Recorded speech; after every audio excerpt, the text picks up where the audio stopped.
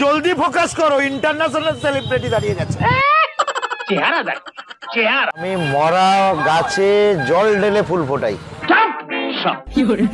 হালদার বাড়ি কলঙ্ক।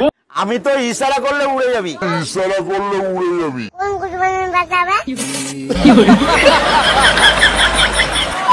তারপর বাপের ছেলে কেমন?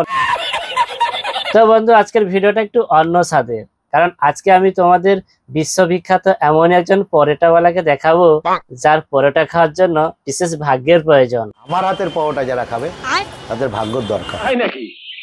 এবার দেখছি কানের যন্ত্রটা কিনে ফেলতেই হচ্ছে। শুধু তাই নয়, ওনার পরোটা শুধু বাংলা নয়, পৃথিবী তথা বিশ্ববিখ্যাত। সারা পৃথিবী ভাইরাল। আমি পুরো দেবো দুটো দানা, তখন বুঝতে পারবেন মারা। তো বাচ্চারা দূরে সরে যাও, আর গুরুজনরা পকেট করে হেডফোনটা কানের ভেতর পুরে নাও, কারণ আজ বিশ্ববিখ্যাত পরোটা বাজাবো আমি 12টা।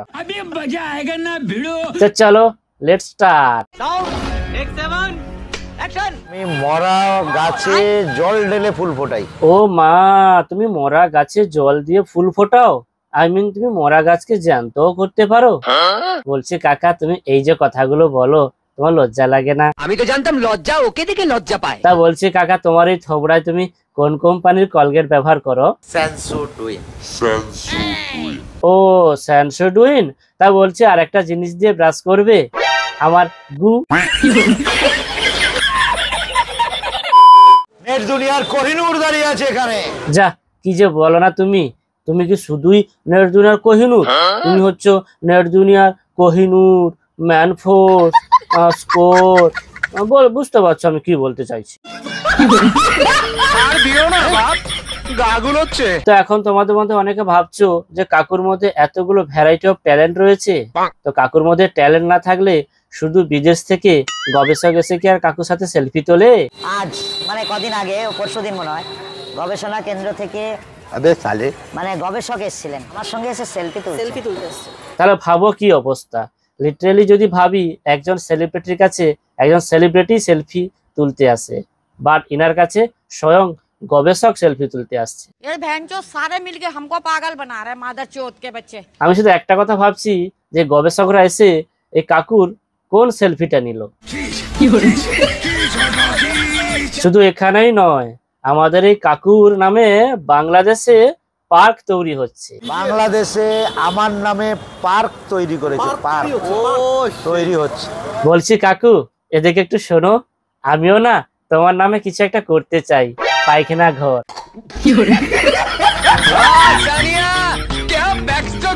তো তোমরা এখন ভাবছো এই কাকুর ট্যালেন্ট এখানে শেষ?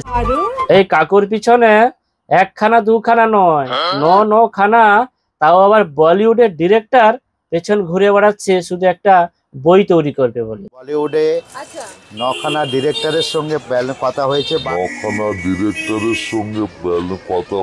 বলছি কাকু, এদিকে একটু শোনো। বলছি ঝাঁটা চেনো? ঝাঁটা।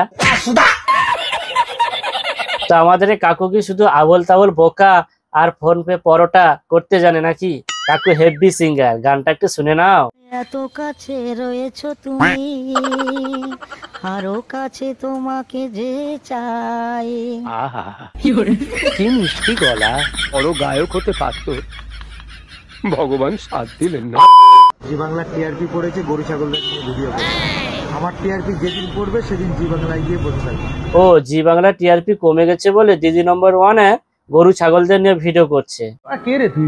মানে কাকা, তোমাকে আমি কি বলবো, ইউটিউবে নতুন আপডেটটা রুলসটা এসছে বলে, না হলে না তোমাকে আমি এখানেই যা দিতাম না। বাট শালা বোকাচোদা। দুবাই তো কম, Malaysia, Dubai, America, South Africa সব জায়গার কন্ট্যাক্ট। ও, দুবাই টুবাই সব জায়গা কন্ট্যাক্ট চলে এসছে। বলছি কাকু, একটু দেখো তো রাঁচির কন্ট্যাক্টটা এসছে কিনা, ওই রাঁচির পাগলাগারোতে। শালা বোকাচোদা, বিদেশ ঘুরতে যাবে, শালার পকেটে 200 টাকা নিয়ে অপরের কাছ থেকে ধার মাগে সে আবার বিদেশ ঘুরতে যাবে। ধরা পড়ে গেল তো ঢ্যাম নামো। যখন ইন্ডিয়া থেকে বেরোবো চারিদিকে দৌড়াবো, শুধু পাসপোর্টটা আসতে দাও। বলছি কাকু, একটু দেখে দৌড়াবে, হ্যাঁ, কারণ বিদেশটা ইন্ডিয়ার মতো নয় যে রাস্তাঘাটে কুকুর বেড়াল ঘুরে বেড়ালে তাকে খাওয়ার দেবে। বিদেশে রাস্তাঘাটে কুকুর বেড়াল ঘুরলে না তার পোঁতটাও মেরে নেয়। पानी और डीजे और उनके साथ मत लड़ना। आग जलाता है, अबे साले पानी डुबाता है और डीजे और उन तड़पाता है। ও ডিজে অরুণ তার পাতা হ্যাঁ। বলছি কাকু হয়েছে, খেয়েছো সকাল থেকে? মানে লিটারালি আমি যদি তোমার ভিডিও দেখতাম বা তোমার কাছে থাকতাম না, তোমার ওই যে সাইডে ড্রেন আছে তাকে চুবাতাম তুলতাম তাহলে পাগল চোদা কোথাকার। তো চলো, ভিডিওটা মধ্যখানে অনেকটা কেটে দিয়েছে ইউটিউব রুলস এন্ড রেগুলেশনের জন্য। যেটুকু তোমরা দেখতে পেয়েছো কেমন হয়েছে অবশ্যই জানাবে, আর নিচে চ্যানেলটাকেও সাবস্ক্রাইব করে নেবে এরকম ভিডিও অবশ্যই পেতে। দেখা হবে নতুন ভিডিওতে, বাই।